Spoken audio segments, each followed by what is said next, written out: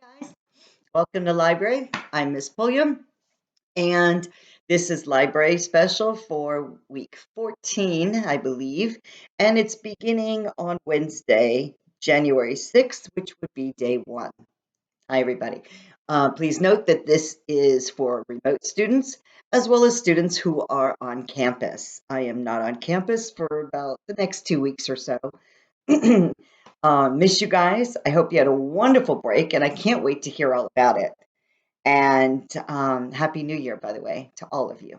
It's great to be back, sort of back. It's great to see you, or you see me. Okay, I've got some great stories. We've had some really good stories this year that I've been very, very excited about. And I have two fun stories for this evening. Well, it's evening for me, not for you.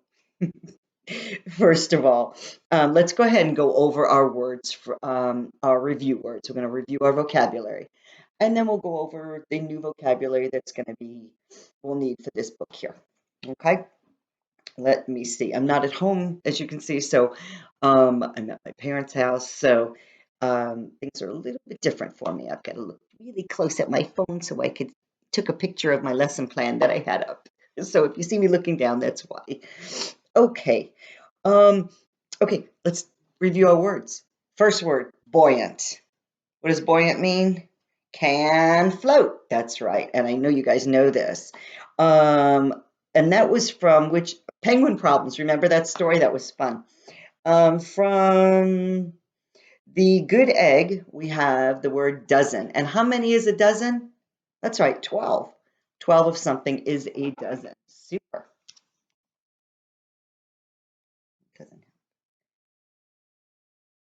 Dozen. Okay, so we've got a dozen.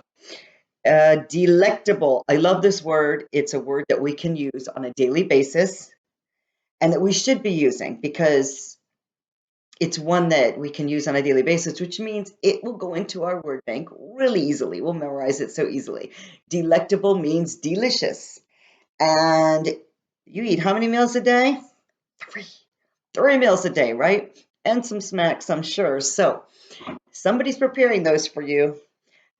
And let's make sure that we tell that person that it smells delectable or that it is delectable, and we thank them. Okay, and hopefully nutritious too. All right, let's see. We've got delectable. Gander. Remember gander? Look. Good. And a dilemma is a problem. Tad. And we said, just a tad. Just want to use a tad of salt on this recipe, or else it'll taste very salty, and that's not what we want. It's not healthy. Just a tad. Scowl. A scowl is an angry or bad-tempered expression. It's a scowl. Humble. We went over the word humble before. That means not proud or arrogant. He was a humble man. Very kind and sweet person, not very proud, boastful, not boastful at all. Defeat, we said, is to win victory over, to beat. So Winthrop team defeated the other schools and we beat them. Let's see, we've got the word uplift, and that is something that makes a person feel more cheerful. So it uplifts them, it lifts them up, uplift, uplift. So if we look at our frown, where's my frown? There it is. Uplift. We lift up our frown. All right, let's see. Elders, remember we used that one? And I know the sentence that I used with it. Elders are people of greater age. And I'm sure somebody in your life has said to you, mind your manners or mind your elders, young man. And your elders are people that are older than you. And of course, that means you need to be respectful. And of course, you are. All right, let's talk about our new vocabulary with our story that we're going to be doing today. We have talked about fractured fairy tales. And we've got another one today that's going to be a lot of fun. We've talked about the word fracture, as a matter of fact, in the past, and we know that a fracture is a break. So if you fracture your arm, you broke your arm. And the word fracture in a fairy tale is that they twist it all about, they change a few things around, and they put a different twist on the story and make it a lot of fun. With that being said, the story we're going to be reading today is called Jack and the Beanstalk and the French Fries. Here's the book right here. The author is Mark Teague. And since if you look at the book and you see that it doesn't say anything about who the illustrator is, then we can presume that Mark Teague is also the illustrator. So he did both the story, he wrote the words, and he did the pictures. And that's pretty incredible. Okay, you're going to love this story. I can't wait. First of all, though, we're going to go over some of the words.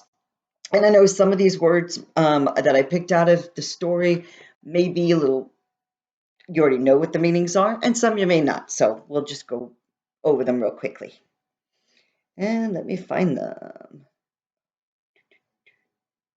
Vocabulary review, where'd it go? New vocabulary, where are you? There it is. Okay. First of all, the expression in tow, like TOW, like you're towing a boat.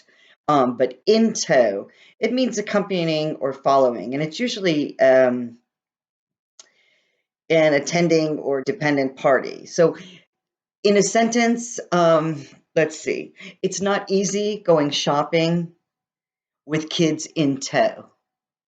So it's not easy to go shopping when you have, the kids with you sometimes. That's what in tow means, okay? In tow. And that's two words, in tow, T-O-W, like towing a boat. Okay, the word nutritious is in this, and nutritious means nourishing, healthy, good for you. The food was both nutritious and delicious. And we know another word for delicious is, that's right, delectable. Very good. Okay, the word quantities. Means the total amount of something, the quantity. Okay.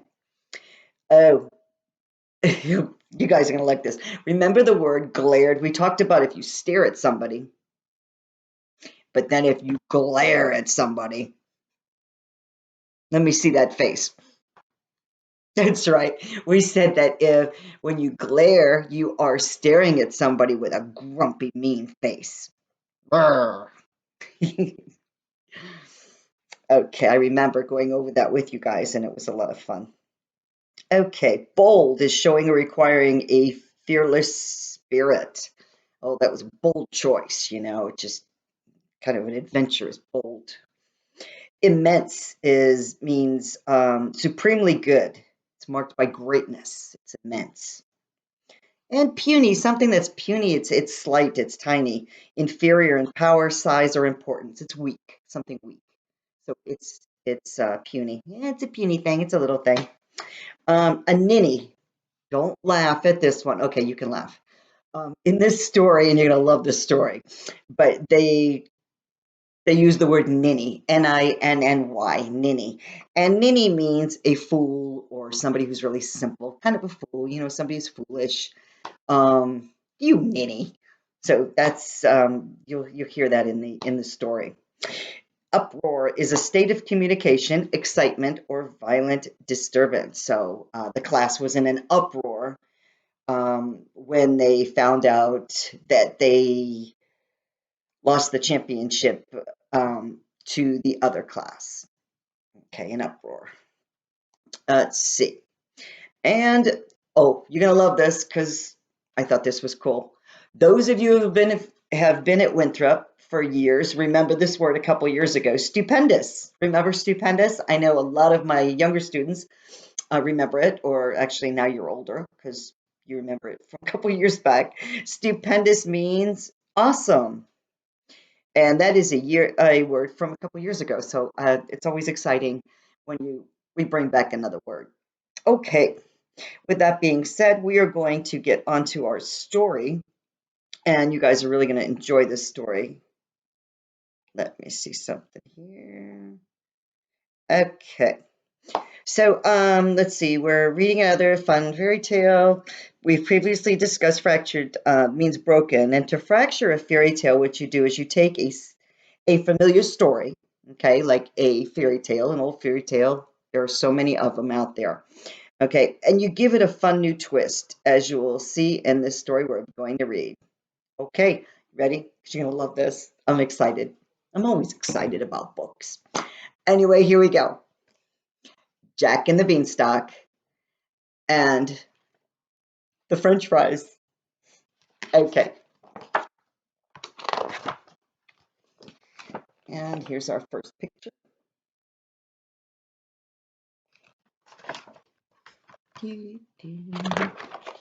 All right.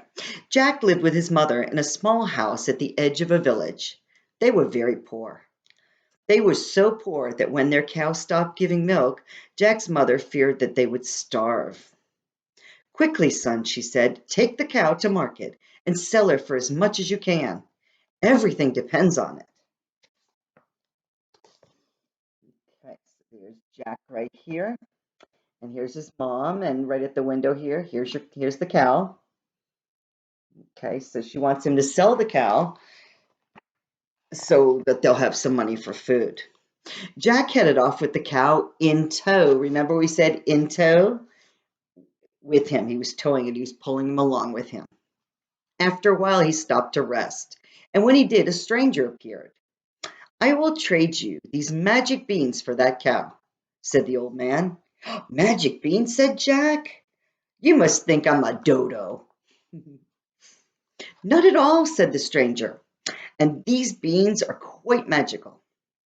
Plant them and you will have all that you desire. Honest, said Jack. What he desired at the moment was food. Honest, said the stranger. So they made the deal, and Jack returned home with the beans.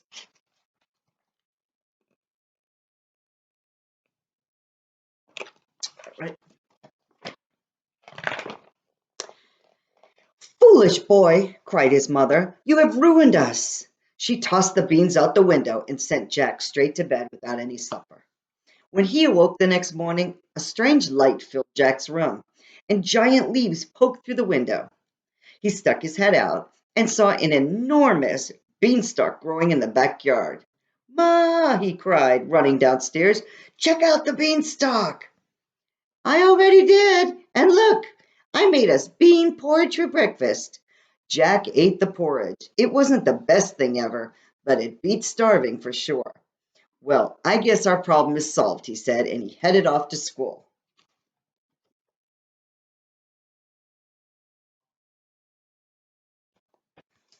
Okay.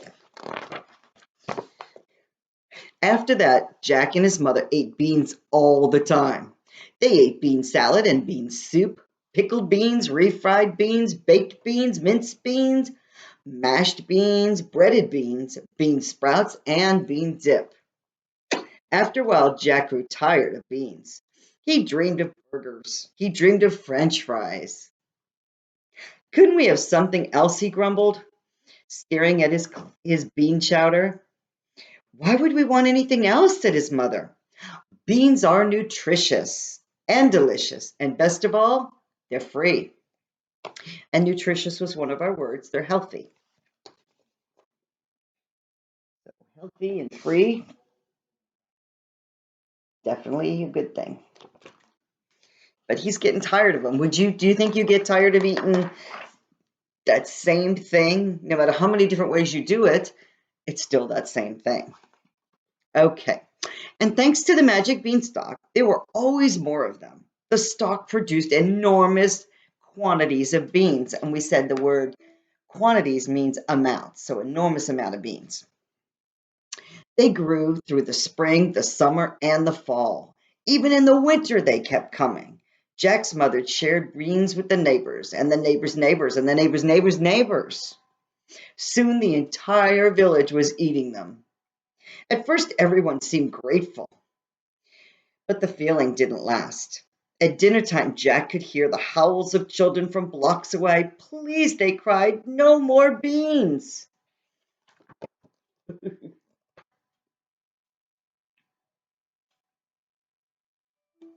See, they had a sign there, no more beans. School was even worse. Kids glared at him. Remember the word glared? Gave him the stink eye, right? Gave him with a grumpy face and a grumpy roar. They glared at him over their bean-filled lunches. His classmates said, "It's all your fault. You never should have planted that thing." "I didn't," said Jack. "Not really." But nobody believed him. Big kids threw bean sandwiches at him. Bullies chased him home from school. This has to stop, he thought, but he didn't know what to do. We're going to talk later about, or you're going to talk about the differences, comparing and contrasting, which is talking about things that are similar and things that are different from this story to the regular fairy tale, Jack and the Beanstalk. And obviously, this is definitely one of them. There weren't any bullies in the last story, were there? No. Okay, let's see what he's going to do. On his birthday, Jack was given a bean bag, a bean shooter, and a slice of bean cake topped with a dollop of ice bean. That does it, he thought. As he lay in his bed, that beanstalk has got to go. The next morning, he grabbed a hatchet, which is like an axe, and he stomped outside. He was about to give the stalk a good whack when the stranger appeared once again. "Wait," said the old man. "Aren't you curious what's up there?" "I know what's up there," said Jack. "Beans." "Don't be foolish," said the stranger. "Climb. Here, I'll give you a boost." Okay, so he's not going to cut it down. The stranger's telling him to go up there and find out what's up that beanstalk. What do you think's up there? Think about that. We know from the name of the story that it's going to have something to do with French fries at some point, right? Let's find out. Excuse me. Okay. Just then, an angry mob appeared at the end of the street. Among them were the worst bullies from school. They carried torches and pitchforks. They chanted, "No more beans! No more beans! No more beans!" One of them spotted Jack. "Look, it's the Bean Kid!" "Okay," said Jack, "I'll climb." He gave his hatchet to the stranger and he scrambled up the beanstalk. And here you see the beanstalk. And there's Jack climbing it there, and you can see the bullies are right here, and they're chanting, which is repeating over and over, "No more beans, no more beans." Okay, let's see what happens. Up and up he went until the village looked small below him. Jack wasn't crazy about heights, but bullies were worse. He kept climbing and climbing. The beanstalk disappeared into a cloud. He realized he was hungry for anything other than beans, but there was nothing to eat and no way to go but up. So he kept climbing up, up, up, up, up.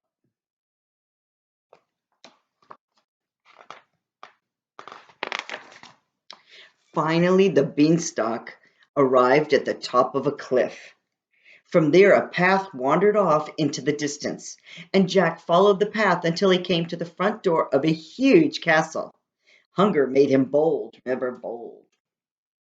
"There must be food in here," he thought as he slipped inside the castle. There's Jack, and there's the castle. Do you think there's going to be food in the castle? Jack wandered gloomy hallways until he came to an immense, I think we went over the word immense, very big, immense kitchen, very big. A giant woman stood at a wooden table. She was canning beans. Ugh, said Jack. What are you doing here? She cried, dropping her can. I was hoping for something to eat, he said. Silly boy, don't you know where you are? My husband is a giant, twice as big as me, and lately he's been very grumpy. I'll bet it's the beans, said Jack. Don't be ridiculous, she said. Beans are nutritious, healthy, and delicious, and best of all, they're free.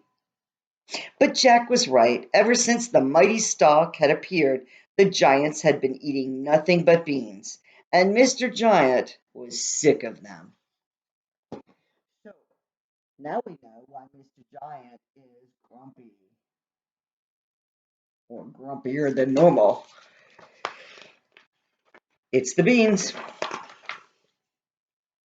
Loud footsteps sounded in the hallway. Fee, fi, fo! Say, what's for lunch? Quick, hissed Mrs. Giant. You must hide, quick. Jack dove headfirst into a barrel of flour. A moment later, Mr. Giant strode into the kitchen. Boy, am I hungry, he said. Good, Mrs. Giant said. I made you a nice bean salad. Bean salad, he cried. But all we ever have is beans, and I hate beans. We love beans, she said, and they're good for you. How do you think you got so big? Dunno, but you eat 'em, and you're puny, he said to his wife. So puny means she's real small. I'm busy, she said. Now eat your salad and stop complaining. And here he is. There's Mr. Giant and Mrs. Giant.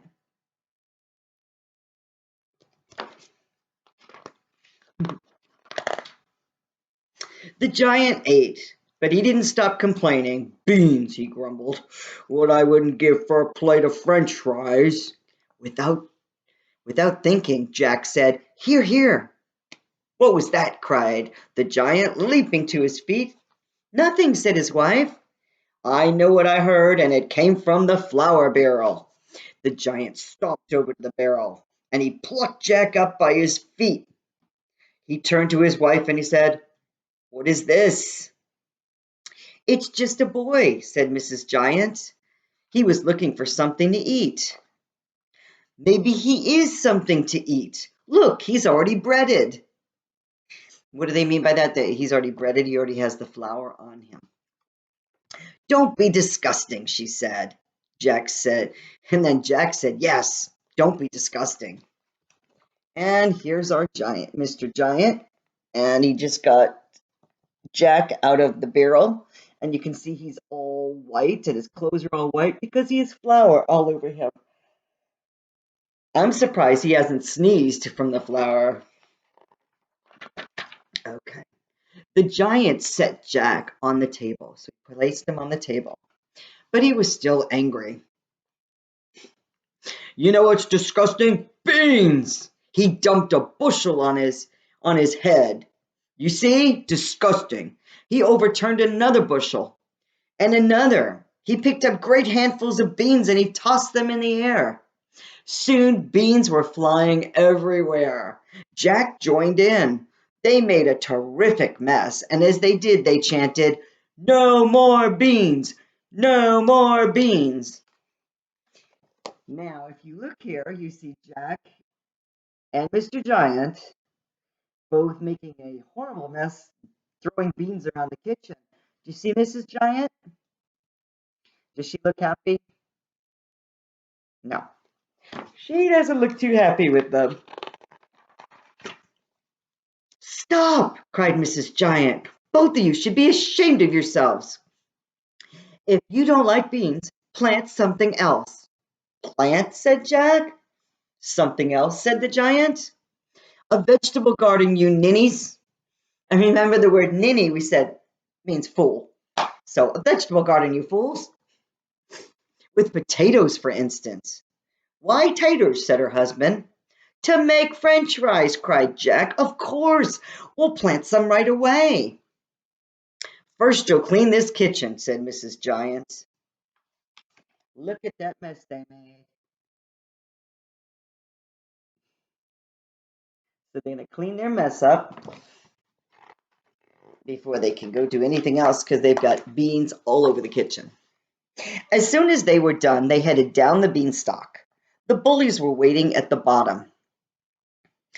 There he is, they cried when Jack appeared. Jack wasn't worried. Meet my friend, he said. Once the uproar died down and the bullies went home, Jack and the giant spent the rest of the day planting a garden. Now, if your friend was a giant, you really wouldn't have to worry about bullies, would you? And surely he did not. Grow, shouted the giant. Patience, said Jack. Soon the giant grew bored and he headed back up the stalk. But Jack tended his garden every day and the vegetables grew and grew. So the giant wanted them now, but things don't grow that quickly. You see down here they've got signs for the different type of vegetables that they're planting. Let's see, we've got tomatoes and potatoes and corn and carrots. That'll be yummy. Something different than beans all the time. Okay. In fact, whatever magic had produced the beanstalk seemed to be working on the other plants as well. Before long, the backyard was bursting with carrots and corn and potatoes, tomatoes, and asparagus. Everything was enormous. Enormous means big, tremendous, big. There was so much food they didn't know what to do. So Jack and his mother cooked up a feast. The smell spread across the village and all the way up the beanstalk. By dinner time, everyone was there, even the giants. It was the most stupendous, remember stupendous, awesome meal anyone could remember. They all agreed that the food was delicious and nutritious. And best of all,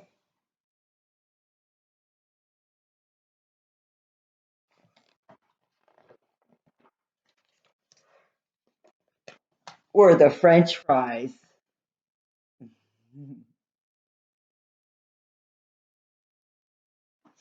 Wasn't that a cute story? I really like that. I hope you guys did too.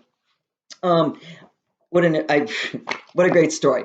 Okay, so there are a couple things we're going to talk about with this story. One is first of all, they talk about um, patience, and which is pretty cool because our last story we talked about the three little pigs was a story about patience, and we talked all about patience and things that we can do to settle us down when we need a breather or we need to take a break or just getting upset, right? And those are things that we always need to remember because they will help us. So having patience is important. Things don't grow that quickly.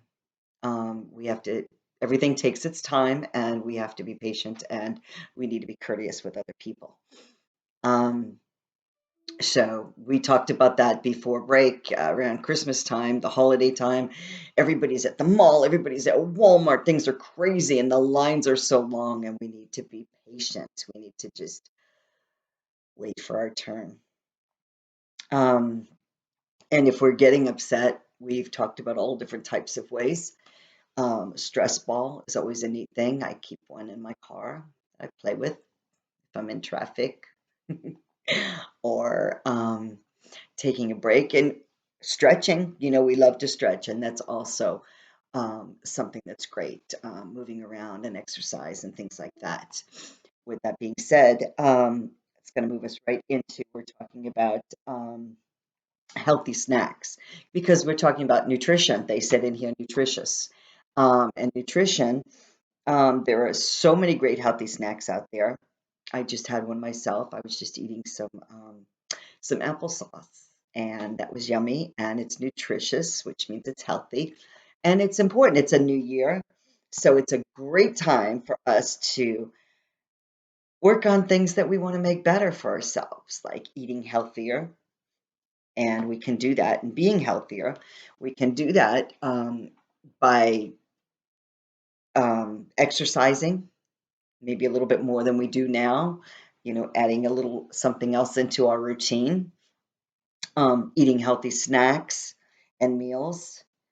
There are many great websites with that talk about nutrition, that have great recipes, healthy recipes, recipes for kids, recipes that kids can help with. So there's there's all kinds of great stuff out there. Okay, all you have to do is look.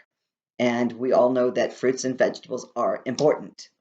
Okay, they are a food group and they're an important one. Chips, yeah, not so much, even though we all love them. Okay, so we talked about nutrition. And I'd like you guys after we're done here, what I'd like you to do with is to the kids who are not remote, the remote kids, you can think about this, but the kids who are students who are in school right now with the substitute, you can compare and contrast. Think of some differences between this story that we just read, Jack and the Beanstalk and the French fries, and the differences as well as similarities of this story to the story that wasn't fractured, which is Jack and the Beanstalk, and it had nothing to do with French fries, did it? And it didn't have anything to do with bullies. And there are a lot of other differences too that I'm sure you guys remember from the great story that we just read. Okay. You know what? It is time right now, my friends, that we stretch, and I know I need it really badly. Stretching is it feels good, and it's relaxing. Okay, so arms up, way up high in the sky. Ooh, that feels good. And down. Mm, okay. Now put them all the way back. Now we're going to roll our shoulders. So put your arms down and roll your shoulders back. And if that doesn't feel wonderful, nothing will. Yeah, you just use your tingles down your back. Okay. And then you can roll frontward as well. And you can stretch just by sitting. We don't have to stand. Sometimes standing is good too, and we can stretch out our bottom half.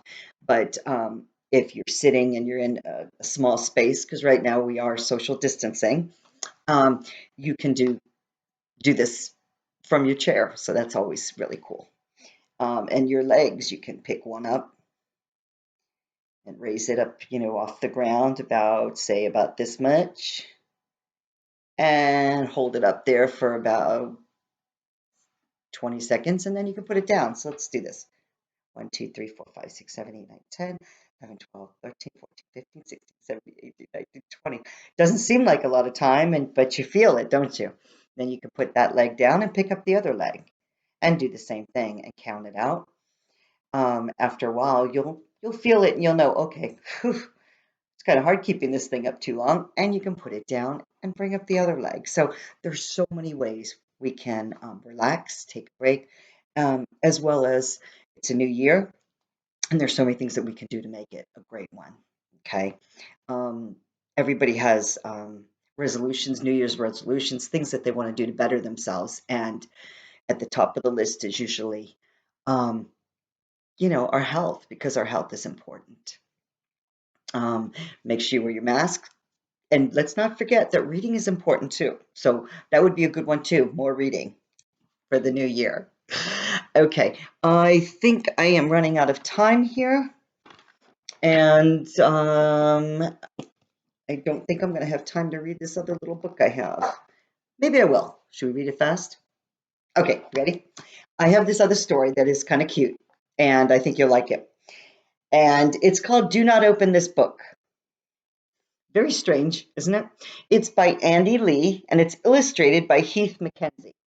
So Andy Lee is the author. He wrote this strange book, and you'll see what I mean by strange shortly. And it's illustrated by Heath, and he's the one that did the pictures. Okay? Do not open this book. And he says here, go read something else. Believe me, this is a strange one, but I think you'll enjoy it. Okay. Let's check it out. Oh, you opened the book. I assume that was an accident, right? No problem. Accidents happen. I'm not even angry. Just please don't turn the page. What do you Okay, we're going to turn it. We're going to turn it. Let's see what happens. What on earth? You turned the page. Did you hear me okay? I'll put it down to a simple misunderstanding, but I'll say it once more, very clearly. Please don't turn the page. Okay, what do you think? Should we stop there? We still have a bunch of pages though. Let's go ahead and see what happens. What are you doing? I just told you not to turn the page. You definitely didn't hear me. Look, I was very reasonable when you opened this book, but this is too much. Whatever you do, please don't turn the page. Look at this picture. Isn't that great? All right, what do you think, my friends? We're going to turn that page, aren't we? Okay, let's do it. You did it again. Are you not listening? Are you not thinking straight? You're now in danger. I'm telling you as a friend that you definitely don't want to see what's on the next page. A young boy saw it once and his hair turned white with fear. Whatever you do, please don't turn the page. So here he is. He's getting frustrated. He's like, come on, you're not listening. Look, there's the boy. Okay, he's the one that read it one time, and he looks like he goes electrocuted. He's like, ah. All right. So he says, don't turn it, but we're going to do it. Okay. I lied about the boy's hair turning white, okay? I'm sorry I lied, but you don't understand. You must stop what you're doing. Seriously. If you turn the page, I'll never speak to you again. Never, ever, ever, ever. Please do not turn the page. What do you think? We're turning it, okay? There he is over here, and he says, humph, humph.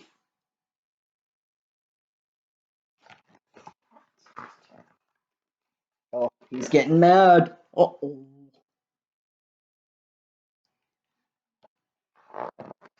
He's glaring at us. Now he looks like he's walking away. He's angry. Uh-oh. Arg! You turned again! Even after I gave you the silent treatment. Right, I'm going to tell your parents exactly what you are doing. Unless you put the book down immediately. I mean it. Please don't turn the page.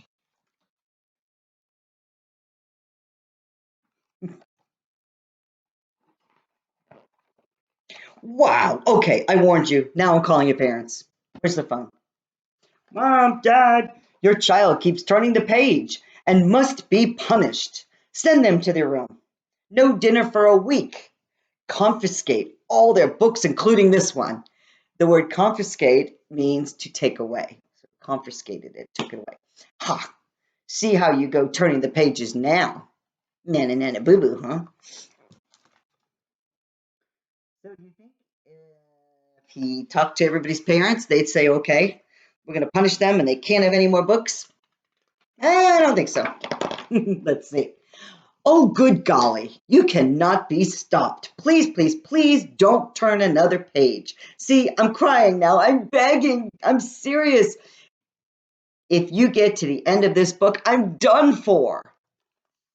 I'll do anything you want. You want gold? I'll get you gold. Do you want a flying car? I'll make you one. Just please don't turn the page. Now you see he's threw out all kinds of things that were the color of gold, bottle caps, things like that. And here's his flying car. That's pretty funny. Put a piece of wood on a string with a car. Right. Seems like you can't be reasoned with. So go ahead. Turn the next page. That's actually what I want you to do. Seriously, turn it. Go ahead. Okay. Hmm. No! I was trying to trick you, but it didn't work. You must not turn the last page. Something awful will happen. You see, I once met a terrible witch who told me that if anyone made it to the last page of this book, she'd turn me into a frog. Please, so please, please, please don't turn the page. Okay, this is funny because look, he's showing there's him and there's the witch. What do you think? Do you think he can really turn into a frog? Thanks a lot. I guess he did, huh? And that's the end of the story.